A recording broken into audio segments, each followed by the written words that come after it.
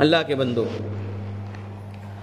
افواہیں پھیلانے والا ڈرگز کے کاروبار کرنے والے کے برابر ہے. سمجھیے بات کو، یہ میری بات نہیں ہے، یہ سمجھ ہے شیخ عبد الرحمن السدیس حفظہ اللہ کی، جو امام کعبہ ہے. انہوں نے خطبہ دیے تھے اور ان کا خطبہ جمعہ اسی ٹاپک پر تھا جو ٹاپک پر آج میں خطبہ دینے ٹھہرا ہوں. افواہیں پھیلانا کبیرہ گناہ ہے اور اس سے فساد ہوتا ہے. کعبے کے منبر سے انہوں نے یہ خطبہ دیے تھے اور آج سے 24 سال پہلے کا یہ خطبہ ہے. 1446 چل رہا، 1422 سے پہلے کا خطبہ ہے یہ. انہوں نے کہا تھا کہ منشیات کا کاروبار کرنے والے، منشیات پھیلانے والے کے برابر ہے افواہ پھیلانے والا. یعنی اتنی خطرناک بات ہے، سنگین جرم ہے یہ افواہیں پھیلانا.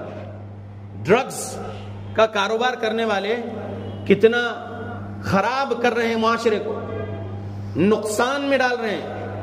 ایک تو ڈرگ سے خود ڈرگ لینے والے کی جان کو خطرہ ہے، اس کے جسم کو خطرہ ہے. پھر وہ جب نشے کی حالت میں ہوتا ہے تو وہ اس کے گھر والوں کو نقصان پہنچاتا ہے، اس کے پڑوسیوں کو نقصان پہنچاتا ہے.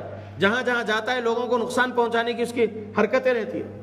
تو افواہیں پھیلانے والا بھی ایسا ہی ہے، چھوٹی بات نہیں ہے افواہ پھیلانا. اس سے جو ہے فساد پھیلتا ہے. افواہ کو شیخ عبد الرحمن السدیس حفظہ اللہ نے کہا یہ ایک اسلحہ ہے، اسلحہ ہے. بارود سے معاشرے میں صرف نقصان ہی ہوگا نا، جان اور مال کا. تو تلوار اور بارود سے جو نقصان پہنچتا ہے انسانوں کو اور دوسرے مخلوقات کو معاشرے میں، افواہوں سے بھی ویسے ہی نقصان پہنچتا ہے، بلکہ اس سے تھوڑا اور زیادہ پھیلتا ہے. اللہ اکبر.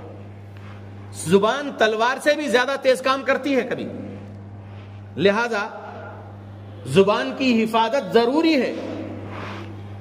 پیارے نبی نے 2 باتوں کی ضمانت دے دو میں تم کو جنت کی ضمانت دیتا ہوں فرمائے ہیں نا، سنے نا یہ حدیث.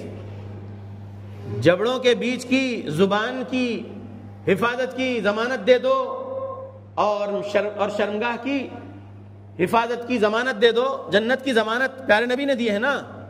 لہذا زبان کا صحیح استعمال ہونا چاہیے.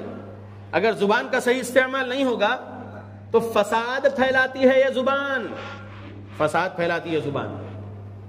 بیوی شوہر کے بارے میں جھوٹ بول رہی ہے، شوہر بیوی کے بارے میں جھوٹ بول رہا ہے، دونوں خاندانوں میں وہ جھوٹ پھیل رہا ہے. پھر بات لڑائی جھگڑے تک آتی ہے تو کیا ہوتا ہے؟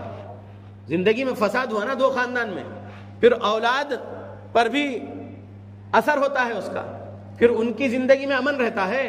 امن نہیں ہوتا ہے، نقصان ہی نقصان ہوتا ہے. اسی طریقے سے بھائی بھائی کا، بہن بھائی کا، بہن بہن کا، ایک رشتہ دار کا دوسرے رشتہ دار سے، یا ایک پڑوسی کا دوسرے پڑوسی سے، یہ زبان سے جو جھوٹ بولنے کا مسئلہ ہے، اس سے یہ جھوٹے الزامات معاشرے میں گردش ہوتے ہیں. یہ گردش ہونے کے بعد ہر عام و خاص کی زبان پر ہو جاتے ہیں کہ ارے فلاں نے ایسا کیا، فلاں نے ایسا، جبکہ اس نے ایسا نہیں کیا ہوتا ہے اور جھوٹ پھیلانے والے نے پھیلا دیا اور معاشرے میں وہ بات چل رہی ہے. اور آج تو سوشل میڈیا کا دور ہے، اور بھی زیادہ پھیلتا ہے مسئلہ. اور اس سے کیا ہوتا ہے؟ سامنے والے کو گنہگار مانا جاتا ہے، جبکہ اگر اس نے گناہ نہیں کیا ہے، وہ بے گناہ ہے، اس گناہ میں اس کا کوئی حصہ نہیں تھا، تو وہ تو اپنی جگہ صحیح ہے. اب جو یہ زبان سے پھیلائے ہیں جھوٹ، یہ افواہیں جو پھیلائے ہیں، معاشرے میں زندہ رہے جب تک جو کرے، نقصان تو جھیلتے رہیں گے، نقصان جیسے بھی جھیلنا ہے.